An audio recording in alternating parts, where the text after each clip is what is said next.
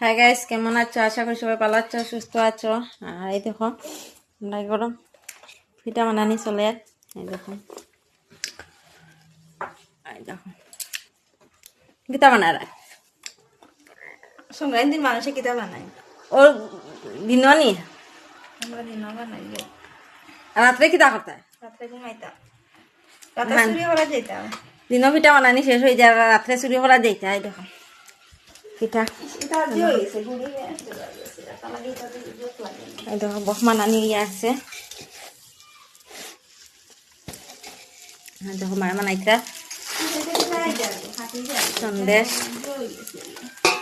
আমরা দিনও পিঠা বানানি শেষ, রাত্রে আর কিচ্ছু না। রাত্রে সন্ধ্যায় তো খাইয়া চুরি করা দেবাই তো।